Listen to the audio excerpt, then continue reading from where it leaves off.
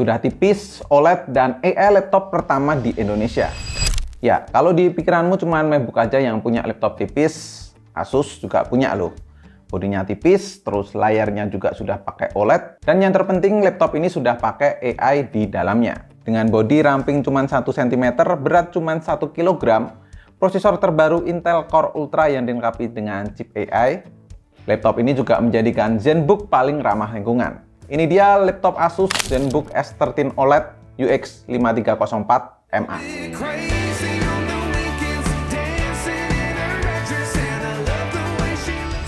Nah, laptop ini tuh jadi laptop pertamanya Asus yang pakai AI, dimana kemarin pas ketika perilisannya saya juga datang tuh ke Jakarta. Seri ZenBook S13 OLED memang sudah jadi ikon laptop tertipisnya Asus sejak tahun kemarin. Begitu pula di seri UX 5304 MA ini. Desainnya masih sama dengan seri terdahulu, beda tipis banget nanti pas bagian keyboard. Kalau dari luar gini, casingnya punya finishing matte smooth yang nggak mudah ninggalin bekas di jari. Masih dengan corak ciri khas ZenBook dengan siluet huruf A yang minimalis. Unit yang saya pegang ini berwarna basalt grey, rada gelap tapi masih punya kesan mewah. Berbahan plasma seramik aluminium yang dibuat dari bahan-bahan recycle dengan proses khusus. Sehingga membuat material ini tuh punya tekstur seperti keramik tapi tetap kokoh. Di sisi bawah, covernya juga simple, cuman ada lubang sirkulasi udara, 2 buah speaker, dan 2 lem karet penyangga supaya laptopnya nggak licin ketika diletakkan di atas meja. Pada dasarnya desain ini tuh masih sama kok dengan seri UX 5304 VA. Dimensinya 29,62 x 21,63 x 1,09 cm. Bobotnya sendiri 1 kg yang menjadikan laptop ini tuh enteng kalau dibawa kemana-mana. Jadi hampir keseluruhan material dari laptop ini tuh eco-friendly. Namun juga tetap punya military grade US Mil STD 810H. Udah ringan tapi kokoh juga ya si ZenBook ini. Hinge atau engselnya ini kokoh, dibuka pakai satu tangan juga bisa dan bisa kebuka sampai 180 derajat. Sehingga mau share layar ke teman bicaramu pun juga sangat mudah. Ketika dibuka dalam posisi ini, laptop juga akan naik sedikit sehingga sirkulasi udara panas terbuang dengan baik. Kalau dibuka, kamu langsung melihat sebuah layar berukuran 13,3 inch, resolusi 2880 x 1800 pixel, panelnya OLED 16:10 aspek rasio, 100% DCI P3 Color Gamut, VESA Certificate Display HDR True Black 600, sudah dapat TUV Runline Certificate juga dan Pantone Validate, serta brightness hingga 600 nits. Dan masih nggak mengecewakan saya, layar OLED memang kualitas warnanya tuh pekat betul. Walaupun layarnya glossy 70%, berkat OLED juga jadi nggak mantul banget.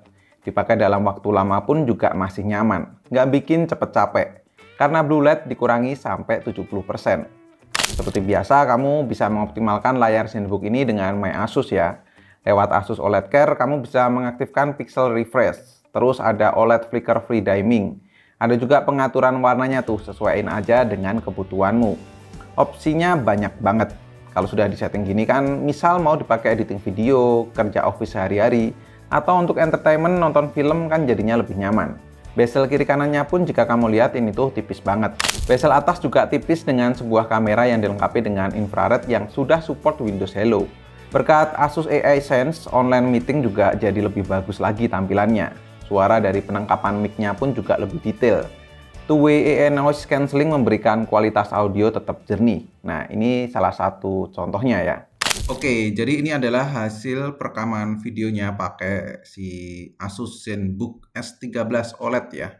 Ini di dalam studio, apakah suaranya bagus atau enggak? Ini saya settingannya di omnidirectional ya.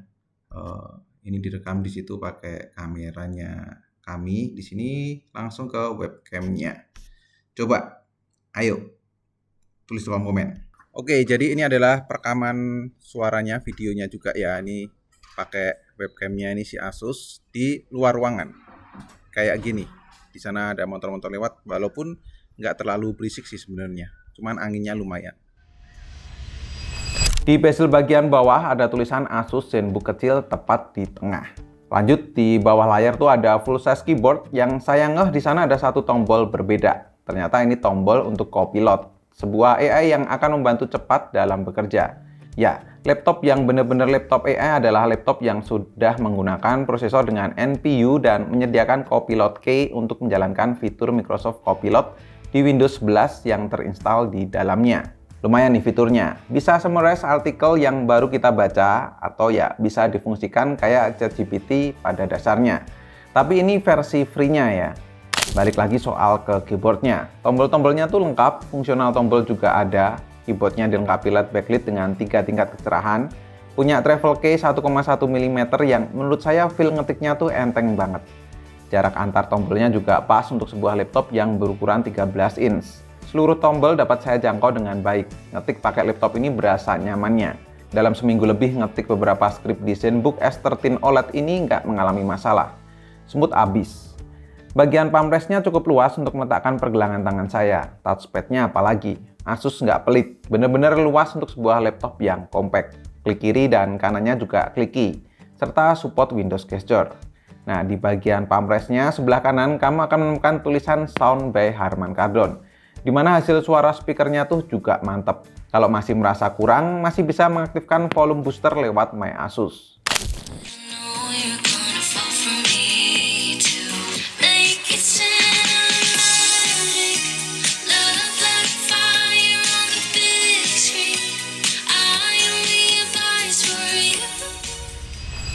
Nah, kalau dari tadi kamu masih ngerasa kok sama dengan ZenBook S13 OLED tahun lalu, di sisi performa ini yang paling berasa bedanya.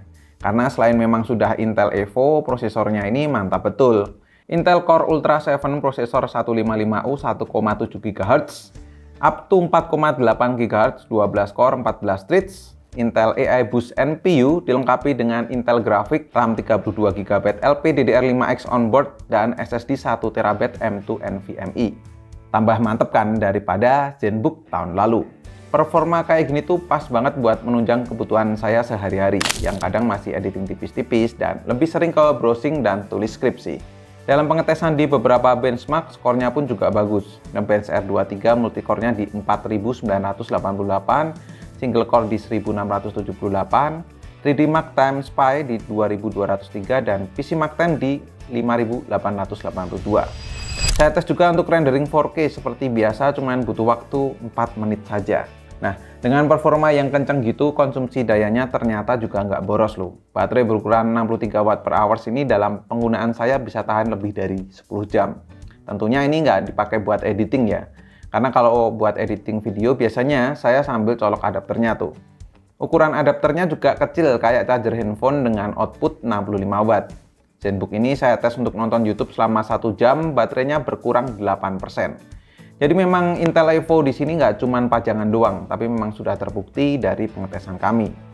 Overall sih secara performa jelas saya puas banget dengan ZenBook S13 OLED UX 5304MA.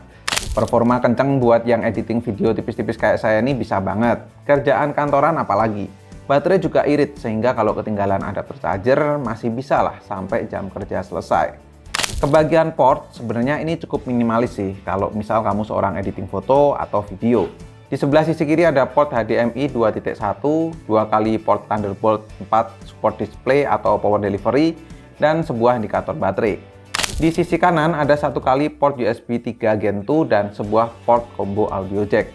Konektivitas yang lain tuh ada Wi-Fi 6E dan Bluetooth 5.3 yang terbaru. Kesimpulannya untuk sebuah laptop profesional, Asus ZenBook S13 OLED UX 5304MA ini sudah memenuhi kebutuhan saya ya. Mau dipakai untuk video, sekarang lebih smooth berkat prosesornya Intel Core Ultra terbaru. Terus layarnya juga sudah OLED, itu ngedukung semua segala aktivitas saya mulai dari tadi editing, mau browsing, ataupun buat ngetik skrip di laptop ini. Desainnya yang ramping serta ringan sehingga laptop ini tuh mudah mau dibawa kemana-mana. Jadi nggak ngeberatin isi di dalam tas saya sendiri. Dengan harga Rp24.999.000, menurut saya laptop ZenBook ini tuh masih worth to buy ya. Jadi kalau misalkan teman-teman mau beli, linknya sudah saya taruh di kolom deskripsi. Dan cukup sekian untuk video kali ini. Terima kasih banyak teman-teman yang udah nonton sampai akhir. Koko undur diri dan kita ketemu lagi di video selanjutnya. Bye-bye.